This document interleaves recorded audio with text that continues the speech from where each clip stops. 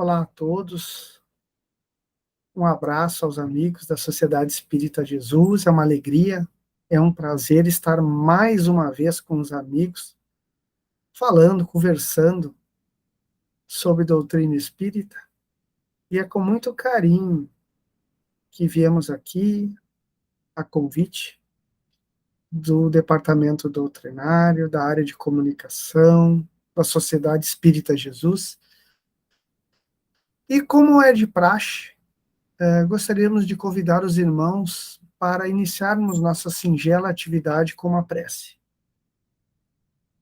Pai amado, elevamos o pensamento a Ti na busca do aconchego, do amparo, pedindo a inspiração amiga, a intuição confortadora, a vibração amorosa. Que possamos todos debatermos a respeito da doutrina que consola, eleva e educa, nos transformando em homens de bem, em espíritos regenerados que habitarão esse mundo novo que se avizinha, o planeta Terra regenerado. Que possamos agora, que professamos o Consolador prometido, sermos úteis à nossa sociedade, nos modificando ao mesmo tempo que transformamos a coletividade para melhor, para uma sociedade que garanta as ferramentas para que todos os indivíduos possam prosseguir, evoluindo, crescendo, se melhorando e tornando-se homens de bem, sempre sob a tutela amorosa do Cristo, nosso mestre, nosso amigo, nosso guia e modelo. E assim, felizes pela oportunidade recebida, pedimos a permissão de darmos por iniciado nossas atividades virtuais de hoje. Que assim seja. Então, meus amigos, a convite, né, dos nossos irmãos, o tema de hoje, que fomos convidados a debater com os irmãos,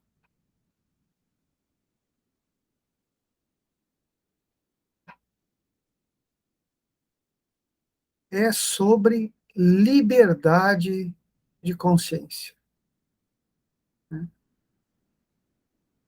Tema esse muito atual, muito importante, né? Principalmente nesses dias de hoje, né, em que estamos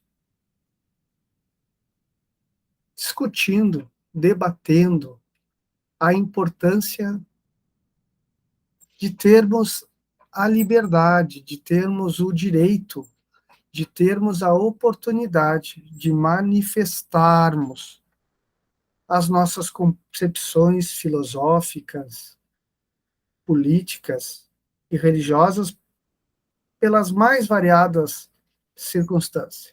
Né? Quando falamos na internet, né, no ambiente virtual, nós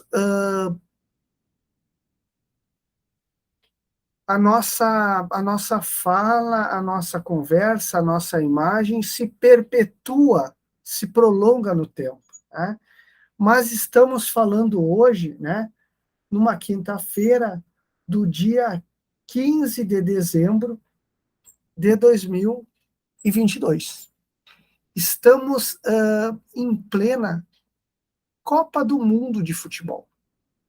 Né? Mais precisamente aguardando a final deste torneio, que será entre França e Argentina.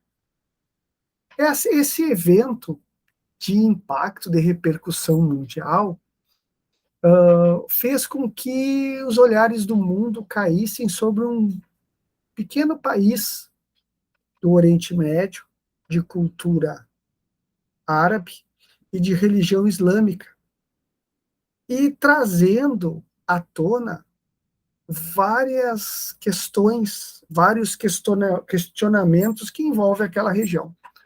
Muitas delas, né, envolvendo liberdade de consciência, porque muitos estados daquela região são praticamente teocracias, onde naquele limite territorial, naquela região, você é obrigado por lei a seguir determinados comportamentos, costumes, por imposição religiosa, independente de você professar ou não. Chama muita atenção nos dias de hoje uma situação que aconteceu no Irã, onde uma mulher acabou sendo assassinada porque ela foi presa, torturada, no Irã, como já dissemos, porque ela não estava usando véu, obrigação, né, religiosa dentro de algumas correntes do Islã, e nesse estado onde existe uma religião oficial, né, existe uma promiscuidade entre o governo e religião, né, são próximas, acontece uma imposição de você ter que seguir essa ou aquela crença. Então, esse debate tem tomado conta das redes sociais, dos meios de comunicação, e talvez tenha motivado a escolha desse tema por parte do departamento doutrinário e da área de comunicação da Sociedade Espírita Jesus, né, e nos tenha suscitado debater sobre isso.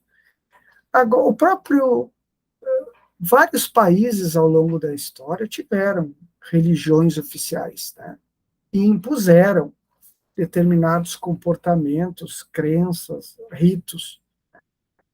Então, essa liberdade de consciência é algo relativamente novo na nossa história. É algo recente. E que mesmo quando oficialmente é uma regra, é um costume, é uma lei, é uma norma, na prática, às vezes, nós não vemos acontecer. Nós vemos dificuldade nisso se manifestar. Porque é uma mudança, é uma transformação que precisa do seu tempo para ser realmente vivenciada na sua plenitude. Bom, antes da gente entrar na visão espírita de liberdade de consciência, é importante a gente unificar conceitos, né? Então, o que se entende por liberdade de consciência? Não é incomum usar como sinônimo liberdade de consciência para liberdade de crença ou liberdade de religião. Não, são coisas muito próximas, mas não são necessariamente sinônimos, coisas iguais. A liberdade de consciência ela tem um conceito um pouco mais amplo, embora ela seja conceitualmente mais utilizada na questão religiosa, de crença, mas ela tem um conceito um pouco mais amplo do que liberdade de crença. Segundo Jorge Miranda, né, em manuais do direito, a liberdade de consciência apresenta como um conceito amplo, mais amplo do que liberdade de crença, né, indo além da liberdade religiosa, mas engloba o direito de você professar a sua crença, seja ela religiosa ou não, né. Na prática, é o direito de você professar sua crença, sua visão religiosa, política e filosófica, sem ser reprimido, tendo liberdade de expor o seu pensamento, a sua visão de mundo, seja ela filosófica, política ou religiosa. No Brasil, né, de acordo com a Constituição Federal de 1988, a Constituição Cidadã, o Brasil se torna um país laico.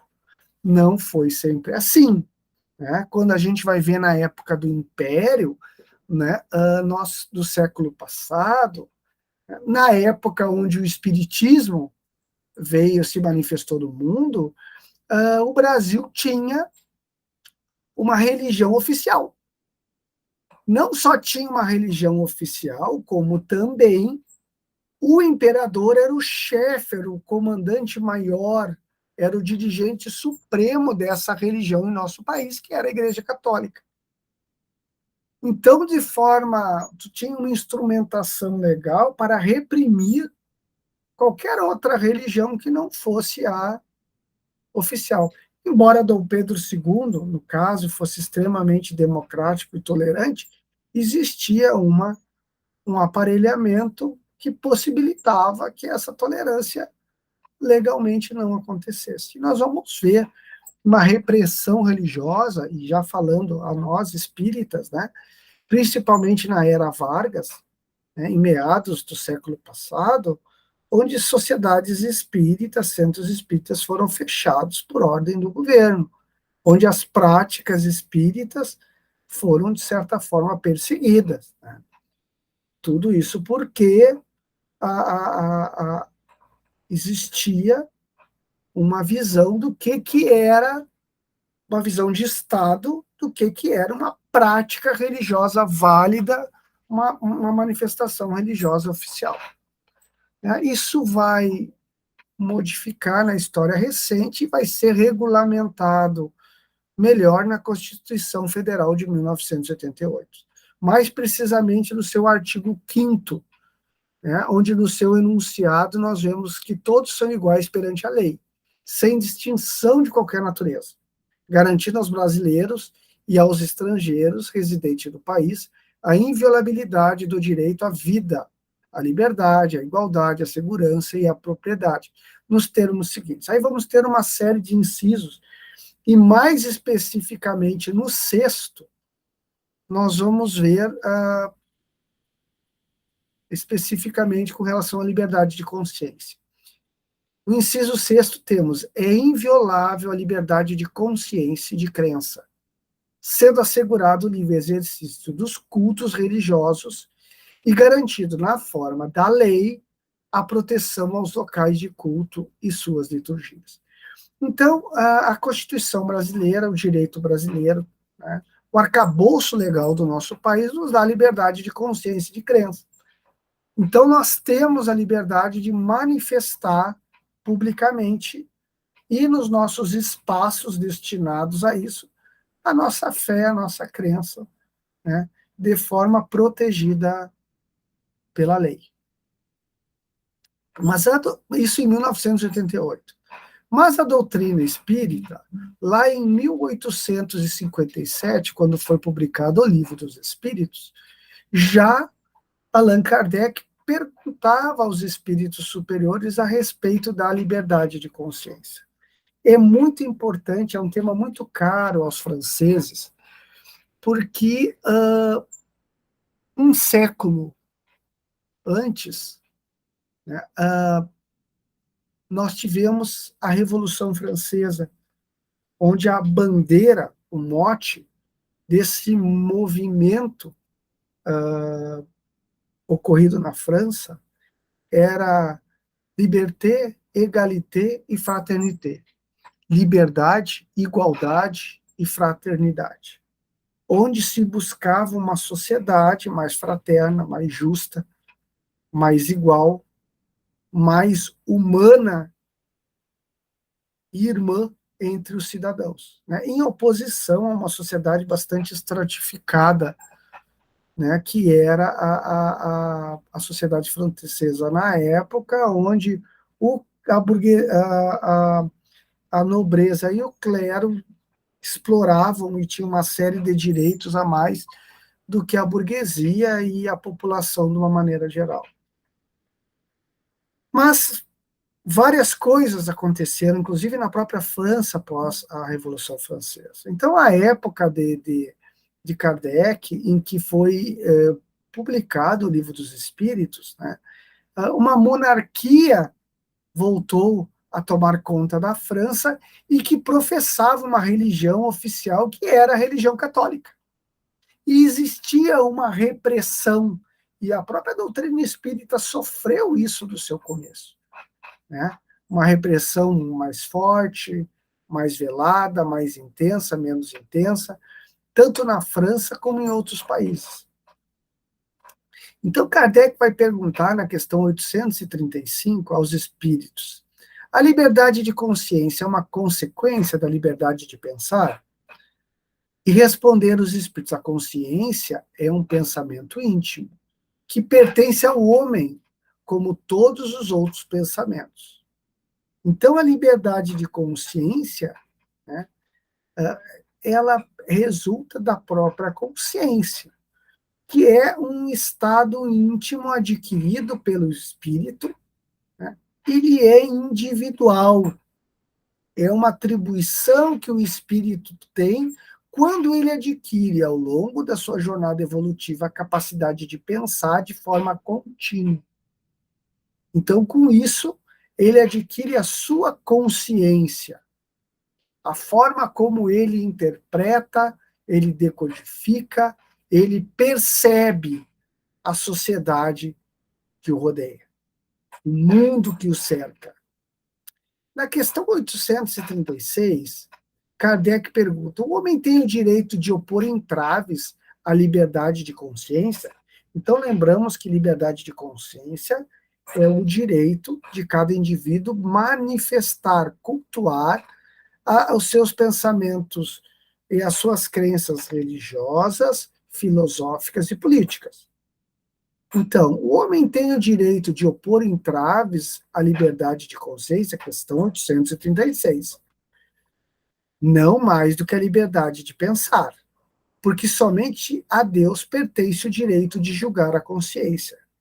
Se o homem regula pelas suas leis as relações de homem para homem, Deus, por suas leis naturais, regula as relações do homem com Deus.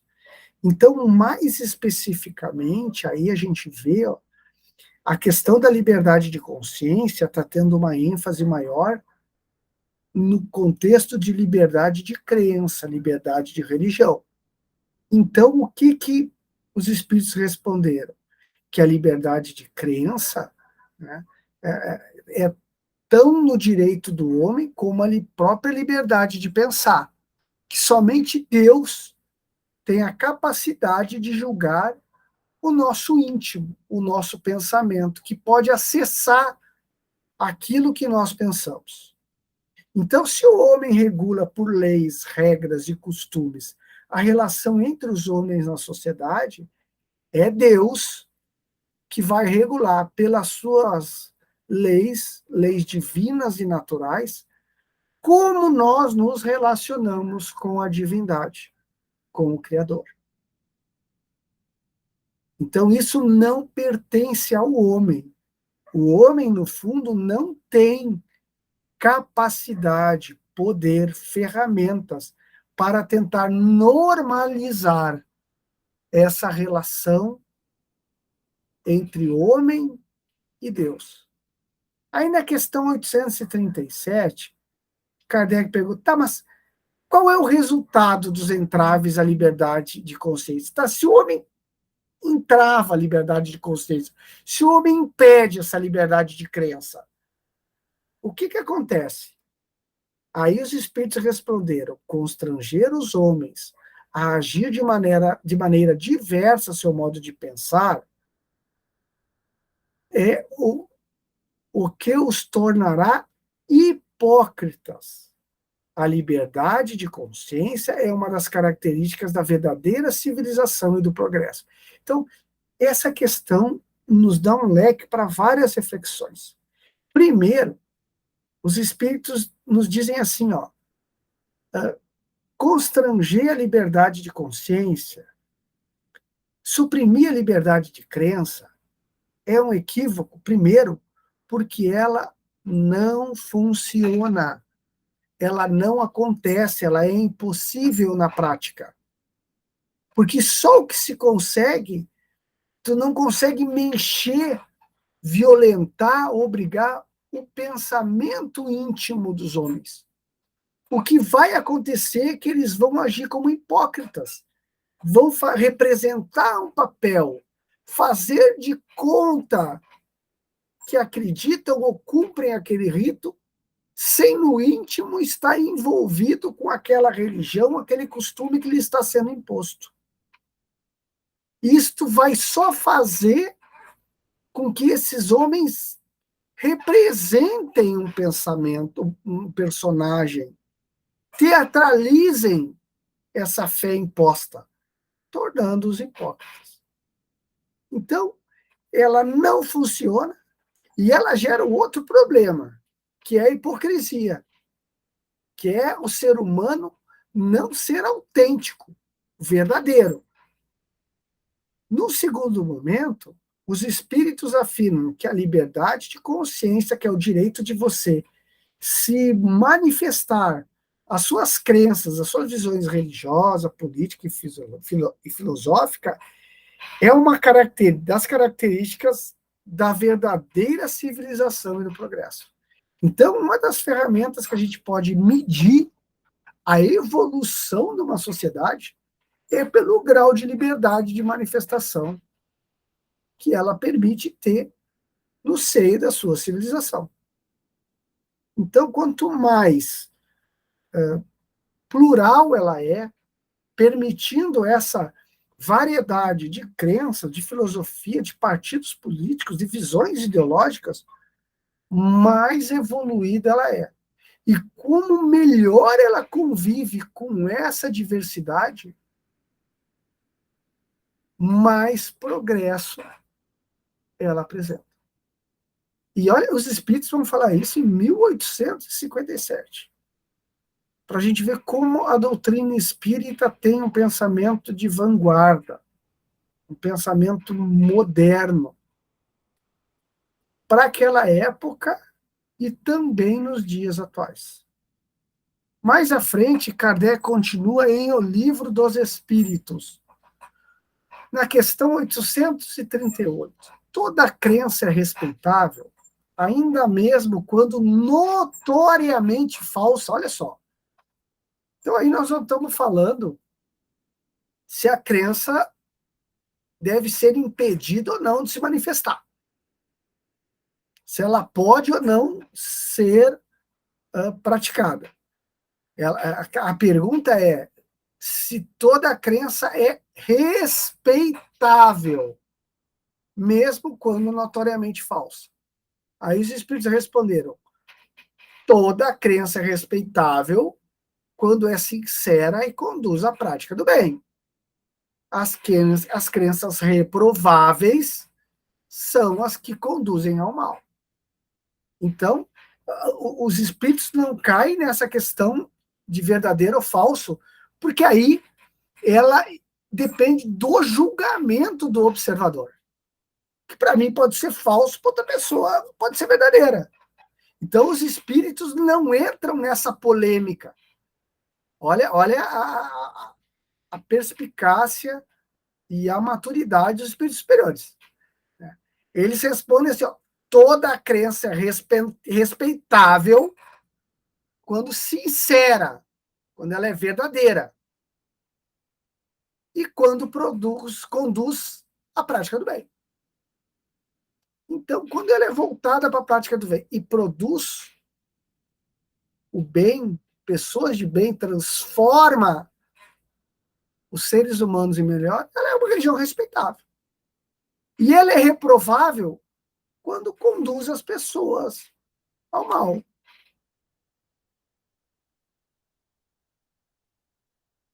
Mas veja, respeitável, não proibida.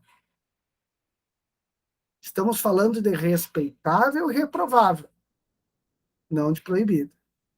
Mas aí na questão 839, Kardec pergunta: somos repreensíveis, ou seja, alvos de repreensão, por alvos de ser chamados a atenção? Somos repreensíveis por escandalizar em sua crença aquele que não pensa como nós? Quer dizer, é repreensível que a gente escandalize, né, que a gente faça um escândalo, né, uma uma ação de forma negativa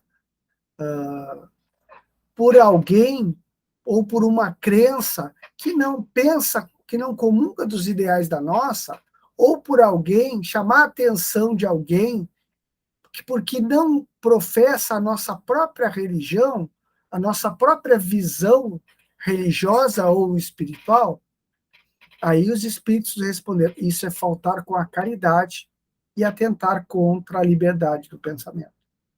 Então, na questão 839, ela nos alerta de que temos que saber conviver com a diversidade religiosa, com a diversidade de pensamento e com essa pluralidade de visões espirituais. Atentar contra isso, primeiro, é uma falta de caridade. E depois é atentar contra o direito da liberdade de pensamento, que no caso do nosso país é legal, está na nossa Constituição, e que os espíritos superiores, que a codificação espírita nos diz que é um dever. E é uma característica do progresso. Então, nós vemos, né, e nós espíritas, mais do que muitos, entendemos pela lei do progresso que nós somos criados simples e ignorantes. Temos números de reencarnações diferentes e aproveitamentos, graus de aproveitamentos da nossa encarnação na Terra. Uns têm mais, reencarnaram mais, outros reencarnaram menos, uns aproveitaram mais, outros menos. Então, a nossa capacidade de manifestar nossa fé, de interagir com Deus, de interpretar os fenômenos espirituais que nos rodeiam, é diverso, é variado. Então, é impossível, hoje, a humanidade inteira abraçar de imediato os princípios espíritas, ou qualquer outros princípios que consideremos elevados espiritualmente. Então, cabe ao espírita a tolerância e ao entendimento de que cada irmão nosso encarnado vive o seu momento e tem a sua capacidade de filtrar, de absorver e de manifestar e vivenciar os conhecimentos espirituais que são direcionados, que são oferecidos, que são ofertados a ele, dando liberdade para que ele busque e vivencie dentro da sua capacidade do momento, convivendo com fraternidade, amor e tolerância, com essa diversidade de percepção e prática religiosa. Inclusive, próximo a nós, a nossa própria família. Na nossa própria família. Porque as questões já nos disseram que tentar coagir alguém a ser espírita, né, um familiar, um amigo, não só é infrutífero, se ele não está pronto, como é inviável, porque geraria a hipocrisia e seria uma falta de caridade, porque nós estaríamos restringindo a liberdade do outro. Nos resta dar o exemplo, ofertar o ensinamento e aguardar a ação benfazeja do tempo. A sucessão de eventos, as reencarnações futuras, que a todos nos aproximarão no momento futuro. Mas para o progresso nosso e dos nossos irmãos que convivem conosco em humanidade, é fundamental a liberdade de consciência, para que possamos evoluir a bom ter. Questão 840. Será atentar contra a liberdade de consciência ou pôr entraves às crenças que podem perturbar a sociedade? Olha só, olha essa questão. Será atentar contra a liberdade de consciência, ou pôr entraves às crenças que podem perturbar a sociedade? Podem reprimir-se os atos, mas a crença íntima é inacessível. Reprimir os atos externos de uma crença, quando esses atos acarretam grande prejuízo aos outros. Não é atentar contra a liberdade de consciência, porque essa repressão deixa a crença sua inteira liberdade. Então é uma questão assim, quando você opõe ações legais contra determinados atos religiosos, por exemplo, né? Antigamente, no passado, faziam-se sacrifícios humanos aos deuses. Hoje, isso é inadmissível. O direito à vida é maior, supera o direito de liberdade de consciência e de crença. Então, você não pode assassinar uma pessoa porque isso é da sua fé. Então, você não está coibindo a fé da pessoa, você está coibindo uma ação que é criminosa, que impede alguém de encarnar, de manter-se encarnado, portanto, de progredir, unindo-se ao corpo físico, que lhe é ferramenta de progresso. Debates de vários aspectos se tem, quando algumas concepções religiosas impedem algumas pessoas a ter acesso a avanços da medicina, questões como religiões de matriz africana que fazem sacrifícios de animais dentro dos seus rituais, doutrinas religiosas que defendem a poligamia.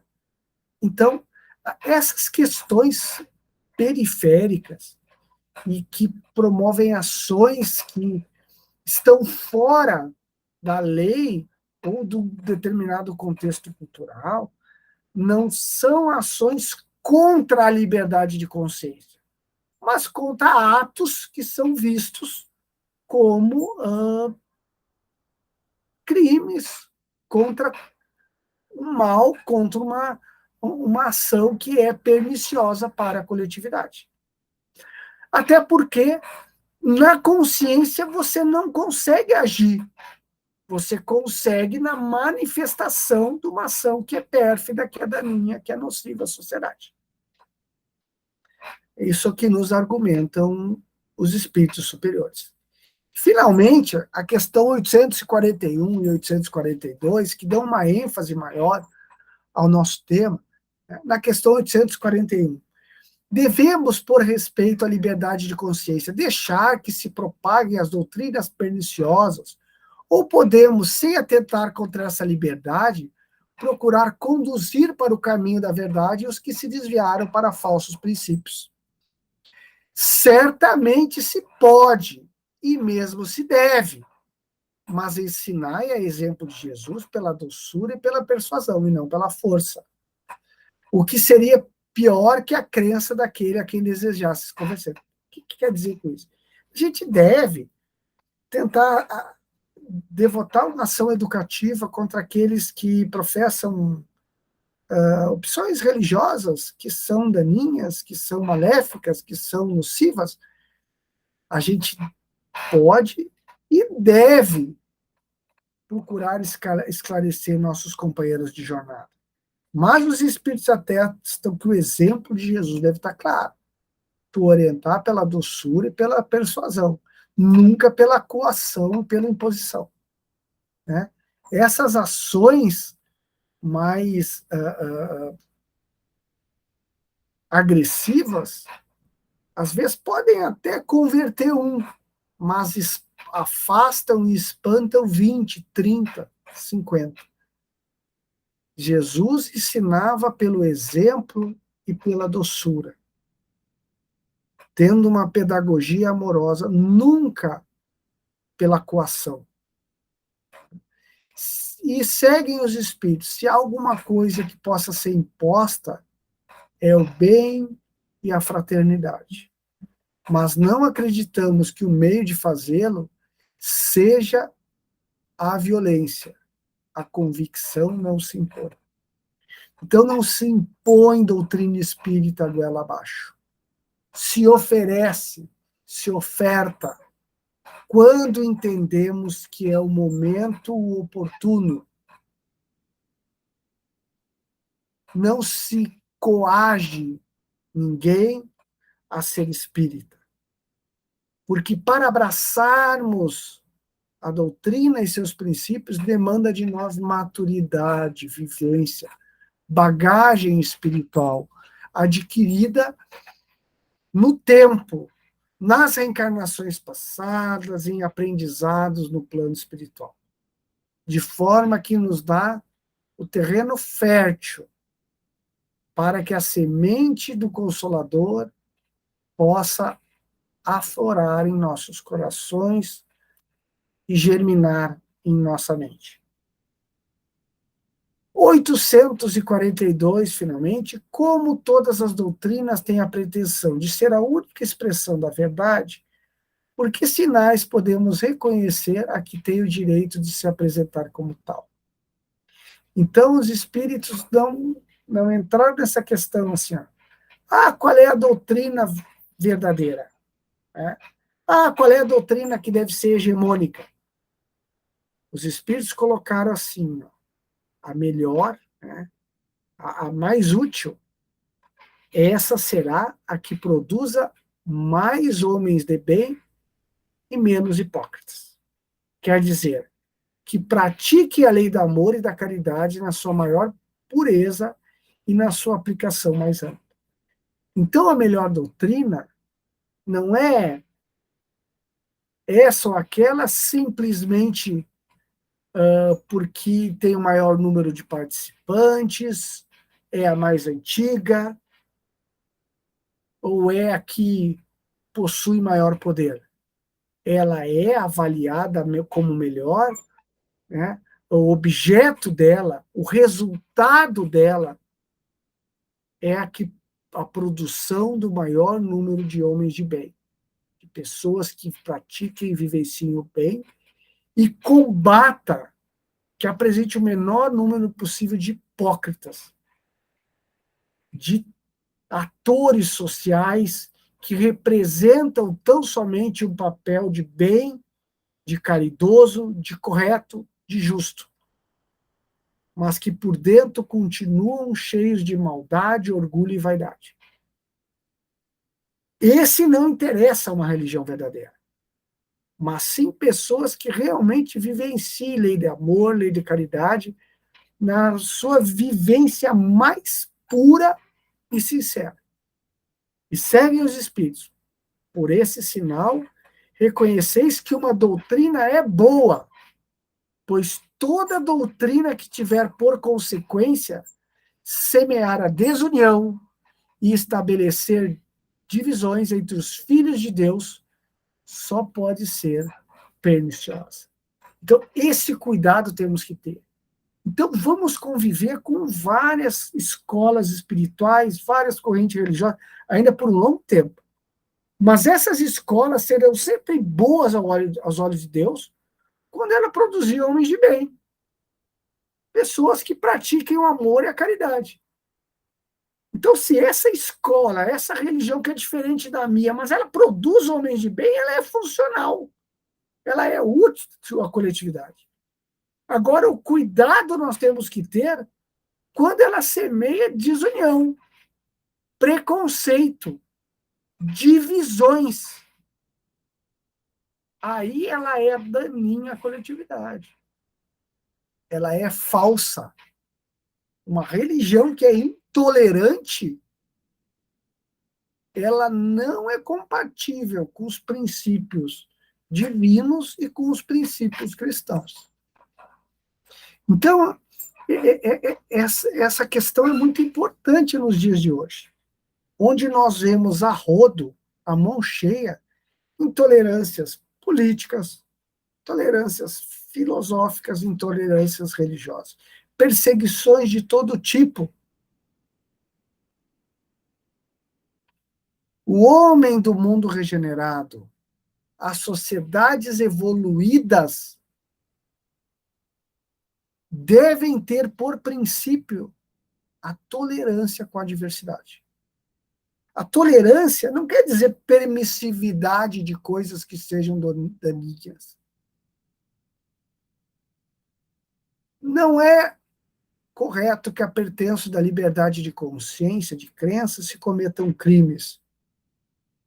Mas nós temos que ter a capacidade de aceitar e conviver com o diverso, com o que é diferente, com um olhar que não é exatamente igual ao meu, com escolas espirituais que têm costumes, crenças, práticas, culturas diferentes da minha. E esse treinamento começa na própria vivência familiar, nas coletividades maiores, e vai crescendo à medida que evoluímos e nos tornamos cidadãos do universo. Porque uma reflexão interessante que guardamos para encerrar é que um dos princípios da doutrina espírita é a pluralidade dos mundos habitados. O que quer dizer isso? A existência de vida inteligente em outros mundos, em outras esferas, em outros sistemas, em outras nebulosas, em outras galáxias. Ora, como nos candidatarmos à angelitude, a essa cidadania universal, onde lidaremos com diversidade ainda maior, se não conseguimos conviver com diversidades menores dentro da nossa própria espécie, do nosso próprio globo. Então, a evolução nos desafia a tolerarmos como princípio inalienável, a aceitarmos como verdade a absoluta liberdade de consciência do outro. Porque seremos desafiados a conviver cada vez mais com diversidades maiores, até chegarmos na condição de espíritos puros, onde a evolução a níveis extremos nos aproxima e nos homogeneiza de uma maneira maior. Mas até lá, para sermos puros, teremos uma capacidade de tolerância e de aceitação quase que infinita, até chegarmos e para chegarmos nesse conceito. Então, fica essa reflexão. Sermos espíritas é entendermos que cada irmão tem a sua bagagem reencarnatória, o seu somatório de aprendizados e ignorâncias, de vícios e virtudes, de saberes e de carências. E esse irmão tem o direito de se manifestar política, social, filosófica e religiosamente dentro da sua capacidade de compreensão, aceitação e entendimento. A doutrina que explica a origem dessa diversidade deve nos ser alimento, energia, para entendendo a diversidade, aceitando a pluralidade que nos cerca e que nos rodeia. Abençoada doutrina que nos educa e, ao mesmo tempo, nos permite, nos instrumentaliza para sermos mais tolerantes e fraternos com nossos irmãos. O tema era esse. Esperamos que os irmãos possam refletir a respeito desse assunto e desse tema no Livro dos Espíritos, questões, vou passar aqui, 835 a 842. Muita paz a todos e que Jesus nos abençoe e nos ampare hoje e sempre. Gostaríamos de encerrar a nossa singela conversa de hoje com uma prece. Utilizamos, o Livro dos Espíritos, a Constituição Federal Brasileira e obras complementares específicas da área do direito que foram citadas no decorrer da nossa fala, como o Manual de Direito de Jorge Miranda. Então, elevemos o pensamento a Deus, a Jesus, agradecendo. Agradecendo a oportunidade de podermos acessar essa doutrina maravilhosa que nos educa e eleva. E que possamos todos progredirmos com liberdade para termos o máximo de aproveitamento nessa encarnação e outras existências futuras, e caminharmos a passos largos uma progresso e elevação rumo a Jesus e rumo ao Pai. Que possamos, nessa existência, sermos mais fraternos, tolerantes e amorosos, construindo sociedades mais justas e relações mais amorosas e solidárias. Gratos aos espíritos superiores por nos inspirarem nesses momentos e nos intuírem nas nossas tomadas de decisões, sempre nos inspirando bons pensamentos, pedimos a permissão para darmos por encerrado nossa reunião de hoje. Então, agradecemos aos nossos amigos por esta oportunidade de hoje, e com a permissão do alto, com a permissão dos nossos mentores, gostaríamos de dar por encerrada a nossa reunião. É um abraço, é um prazer, um abraço a todos, um prazer estar uma vez mais com os amigos, e que fiquemos todos em paz, sob a égide do Mestre Jesus, sob a proteção maior do nosso Deus, do nosso Criador. Um abraço fraterno a todos os amigos. Muita paz a todos.